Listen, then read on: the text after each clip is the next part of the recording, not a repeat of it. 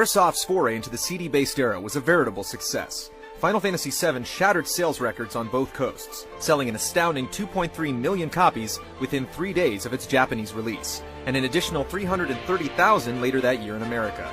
For the first time ever, Final Fantasy was a mainstream fixture in the gaming world. VII's departure from the series' signature conventions was originally perceived as risque. The game skated between elements of the past and present with adventurous new changes in system mechanics and story direction. In the end, those very tweaks were paramount to VII's success. When Square knew it had a hit on its hands, the company began production on number 8 the very same year, during VII's localization in the US. The series had to evolve even further, like no other in the franchise.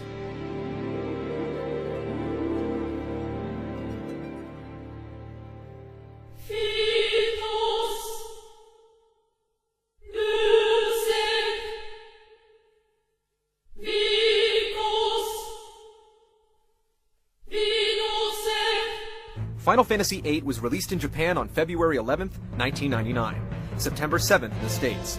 Development had run continuously for nearly 2 years. Sakaguchi graced the project once more as the executive producer, while Kitase, Nomura, and Uematsu reprised their respective roles.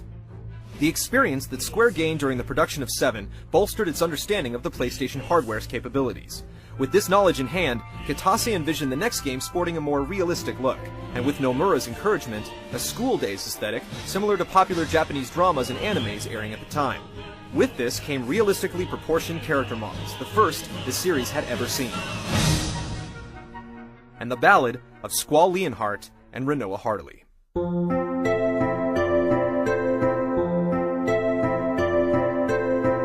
Final Fantasies typically put you in the company of rogues, rebels, and mercenaries, but 8 established players as one of the trainees of Balam Garden, a military academy managed by the watchful eye of Headmaster Sid.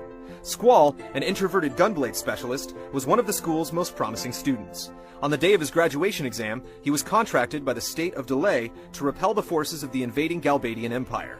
Along with fellow trainees Zell, a hot-headed brawler, Selphie, a cheerful nunchaku master, Cypher, a rebellious upperclassman, and Quistis, Squall's instructor.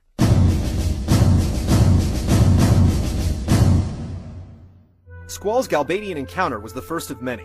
He eventually found himself under the commission of Rinoa, the spirited leader of an upstart rebellion group. Together, they become inextricably linked to the fate of Galbadia's leader, Sorceress Adia. A later objective called upon Squall and his unit, headlined by the romantic rifleman Irvine, to assassinate the sorceress. But when the plan goes awry, a plenitude of truths open themselves to Squall, prompting him to abandon all preconceived notions of the mission and his duty.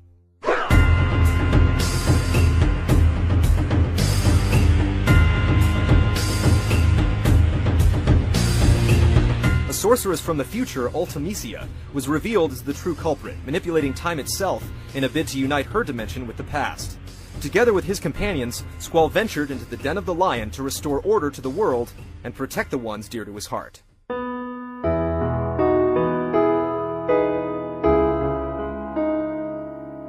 Final Fantasy VIII made bold new strokes in story and narration.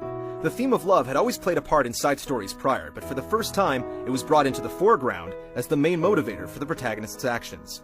It was, for all intents and purposes, a love story, with its cast of characters taking respective roles amid webs of tangled relationships. It was also the first Final Fantasy that delved into different frames of mind, from the internal narrative of Squall's thoughts to a side quest set in a completely different place and time. The realistic tone was made immediately clear by the opening score, an orchestral piece accompanied by a Latin choir and breathtaking full-motion video.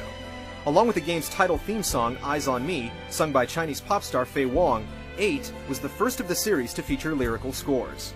The boundaries that had separated Final Fantasy from other mediums of popular expression, like movies and music, had been broken. Eyes on Me later became a single that went on to sell 400,000 copies in Japan.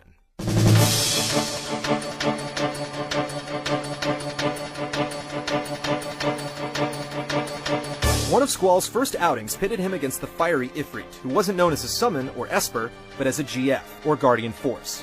When these magical beasts were bested in combat, they became permanent additions to your party that could be equipped. GFs were powerful allies you could summon in battle, but outside of combat was where they were most useful, in the form of junctioning. the central feature of 8. Rather than pulling on armor with predetermined stats, players could assign magic siphoned from enemies, an action called drawing, and equip them to specific stats and attributes. Junctioning allowed for a great deal of customization and flexibility, bequeathing players all the elemental and status effect spells of the series at their beck and call.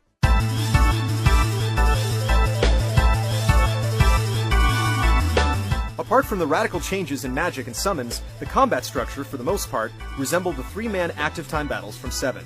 Each of the characters' limit breaks, however, shed 7's limit bar and returned to the rare desperation moves from Final Fantasy VI. Squall, like Cyan before him, pulled off a series of blade strikes timed by the R1 trigger, while Zell utilized the spiritual successor of Sabin's blitz attacks. Weapons were no longer bought but upgraded, which took various parts collected in battle and used them in a crafting process. In addition, cars, trains, and shuttles comprised a large number of transportation options, although airships, flying fortresses, and the ubiquitous chocobo also made appearances. The chocobo was also featured in a minigame tie-in using the Pocket Station. The code to power it still exists in the North American release, but the peripheral never made it across the Pacific.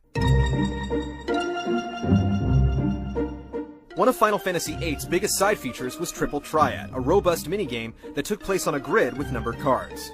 Though not necessary, it was an interesting and rich diversion that awarded players persistent enough to play it. Determined card sharks could net Squall's legendary weapon, the Lionheart, with enough diligence.